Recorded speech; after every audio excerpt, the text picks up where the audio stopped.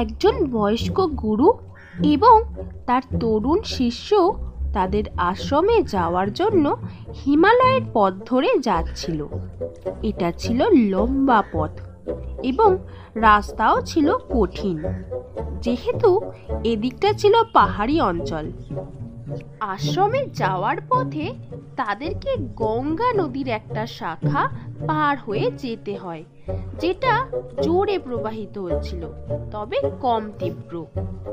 সেখানে একটা কুমারী মেয়ে নদীর কাছে বসেছিল।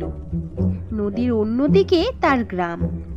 একা নদী পার হতে সে ভয় পাচ্ছিল, তাই সে গুরুর কাছে এলো তাকে নদী পার হতে সাহায্য করার জন্য।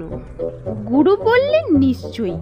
উনি মেয়েটাকে দু হাতে তুলে নিয়ে নদী পার করে দিলেন। সঠিক সময়ে মেয়েটাকে সাহায্য করার জন্য সে গুরুকে ধন্যবাদ জানিয়ে নিজের পথে চলে গেল।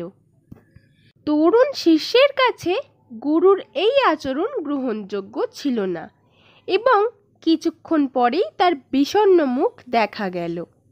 যাত্রার ফলে ক্লান্তিবোধ করলেও তরুণ শিষ্যকে চিন্তিত দেখাচ্ছিল। এটা বুঝতে পেরে গুরু তার কাছে বিষয়টা জানতে চাইলেন। শিষ্য অভিযোগ জানালো গুরুদেবকে।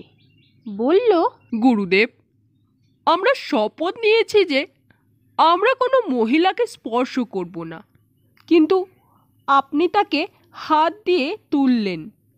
আপনি আমাদেরকে বলেছেন যে মহিলাদের কথা চিন্তা না করতে, কিন্তু আপনি তাকে স্পর্শ করলেন। গুরু হেসে উত্তর দিলেন, আমি নদী পার করতে তাকে বহন করেছি এবং নদীর অন্যদিকে তাকে রেখে এসেছি, কিন্তু তুমি এখনো তাকে বহন করে চলেছ।